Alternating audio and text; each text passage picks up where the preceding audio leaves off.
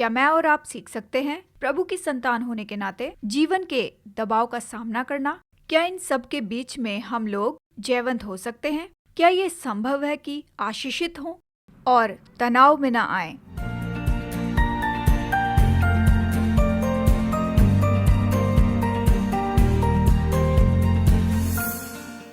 चिंतन में एक बार फिर से आपसे मुलाकात करना बड़ी खुशी की बात है। मेरे चिंतन का शीर्षक है तनाव में न आए, आशीषित बने।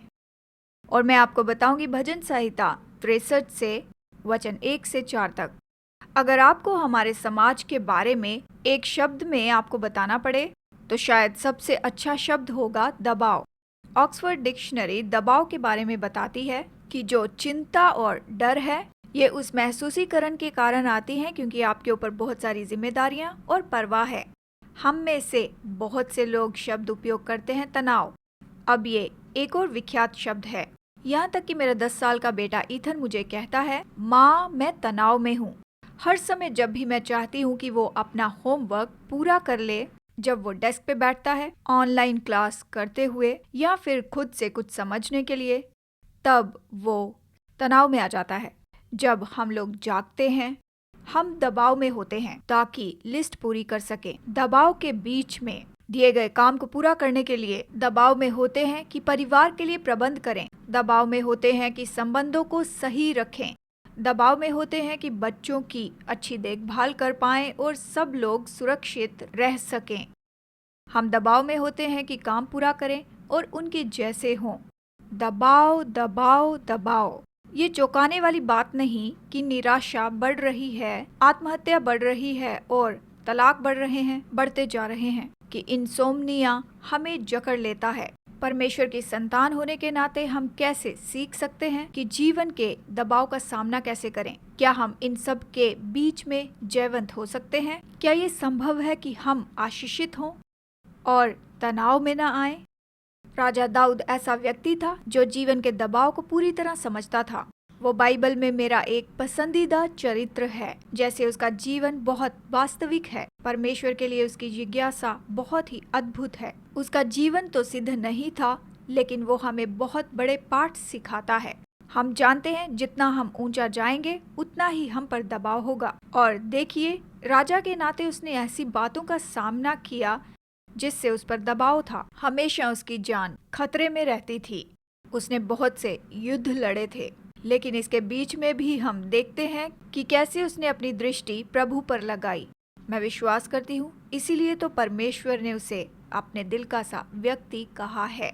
वो जानता था कि क्या महत्वपूर्ण है और वो हमेशा उसी पर गौर करता था। मैं सोचती हूँ कि ये हमें मार्ग दिखाता है हम अपना प्रतिदिन का दबाव दूर कर सकें। ये प्रकाशन देता है कि कैसे हम अपने प्राण को तसल्ली दे सकते हैं सारी गड़बड़ियों में भी। आइए पसंदीदा भजन 63 से मैं कुछ वचन पढ़ती हूँ। हे परमेश्वर, तू मेरा परमेश्वर है, मैं तुझे यत्न से ढूंढूंगा। सूखी और निर्जल ऊसल भूमि पर मेरा मन तेरा प्यासा है, मेरा शरीर तेरा अति अभिलाषी है। इस प्रकार से मैंने पवित्र स्थान में तुझ पर दृष्टि की कि तेरी सामर्थ और महिमा को देखूं, क्योंकि तेरी करुणा जीवन से भी उत्तम है।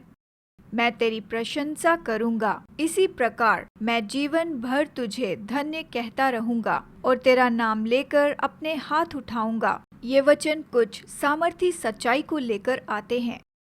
तनाव के समय ये बहुत जरूरी है कि इन सच्चाई के वचनों को याद करें और जीवन में उपयोग करें। केवल तभी हम लोग स्थिरता को प्राप्त कर सकते हैं और गड़बड़ी में शांति पा सकते हैं। सबसे पहले राजा दाऊद याद दिलाता है कि परमेश्वर को खोजें और अपनी पहचान को याद रखें। हे परमेश्वर, तू मेरा परमेश्वर है। हम कभी ये ना भूलें कि हम परमेश्वर की संतान हैं। वो परमेश्वर है और उसी पहचान में वहाँ पर सुरक्षा है और पवित्रता है और आज़ादी है। दूसरी बात ये हमें याद दिलाता है कि हमें हर दिन खुद को परमेश्वर की उपस्थिति के साथ घेरे रखना है, उसमें बने रहना है। ईमानदारी से मैं तुझे खोजता हूँ, मैं तेरे लिए बहुत प्यासा हूँ, तेरी कामना करता हूँ। जैसे शारीरिक जरूरतें पूरी करना होता है, वैसे ही आत्मिक जरूरतें भी पूरी करनी होती हैं कि जीवित परमेश्वर को खोजकर खुद को ताज़ा करें और उस भरे जाने से हम आत्मा में ताज़ा होंगे। उस दिन के लिए हम बल पाएंगे, हम बुद्धि और मार्गदर्शन पाएंगे, हम उसकी शांति को पाएंगे। और अंत में दाऊद हमें बहुत ही महत्वपूर्ण बात याद दिलाता है। इसे हमें जिंदगी में कभी नहीं भूलना है। प्रतिदिन परमेश्वर की भलाई का उत्सव मनाएं, क्योंकि तेरी करुणा जीवन से भी उत्तम है। मैं तेरी प्रशंसा करूंगा, इसी प्रकार मैं जीवन भर तुझे धन्य कहता रहूंगा। दोस्तों, मैं जानती हूँ कि हम अनिश्चित समय से जा रहे हैं, लेकिन इस तनाव भरे और मुश्किल समय से, इस दबाव और मुश्किल समय में भी आइए हम खुद को याद दिलाएं कि परमेश्वर कितना भला है। आइए हम दिन की शुरुआत धन्यवाद देते हुए करें, यहाँ तक कि अपनी सांसों के लिए भी धन्यवाद दें। जैसे ही हम आज सुबह जागते हैं, याद रखिए बहुत से लोग जी नहीं पाए हैं। परमेश्वर का धन्यवाद दें छत के लिए, भोजन के लिए, परिवार, स्वास्थ्य प्रबंध के लिए। आइए परमेश्वर की भलाई का उत्सव मनाएं। मेरे पसंदीदा आराधना के गीत के शब्द मेरे मन में गूंज रहे हैं। अक्सर जब मैं सुबह उठती हूँ, मेरे जीवन भर प्रभु आप विश्वास योग्य रहे, मेरे पूरे जीवन भर प्रभु आप बहुत भले रहे। हर एक सांस जो मैं लेती हूँ प्रभु, तो मैं गाऊंगी परमेश्वर की भलाई के बारे में। इस दुनिया में हम बहुत सी चुनौतियों का सामना करेंगे, दबाव बढ़ता जाएगा। इन सब के बीच में आइए खुद को चुनौती दें कि परमेश्वर की भलाई का उत्सव मनाएं। हम उसे खोजें, उसकी उपस्थिति हमारे जीवन को पूरी तरह भर दे और हम उसकी भलाई का प्रतिदिन उत्सव मनाएं। तनाव में ना आए, आशीषित बने। आइए प्रार्थना करें। पिता, हमारी मदद कर कि हम अपनी दृष्टि को तेरी ओर लगाएं। प्रभु, हमारा जीवन असंभव महसूस करता है। जब दबाव बढ़ते जाता है, हम आसानी से सामर्थहीन और दबा हुआ महसूस करते हैं।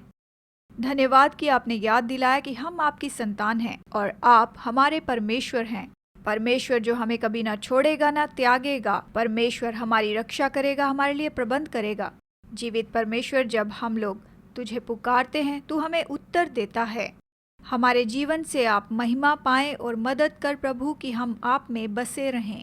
हर एक दिन हम प्रभु के लिए धन्यवाद का दिल रखें। आप जो भी हमारे लिए करते हैं, इस समय हमें आशीष दीजिए। मैं प्रार्थना करती हूँ, यीशु के नाम में मांगती हूँ, आमीन। अगर आप इस चिंतन से आशीष पाए हैं तो इसे अपने मित्रों और परिवार के साथ शेयर कीजिए। मेरे YouTube चैनल को सब्सक्राइब करना ना भूलिए ताकि आप लेटेस्ट अपडेट पा सकें।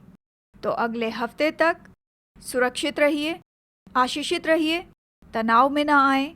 प्रभु आशीष दे।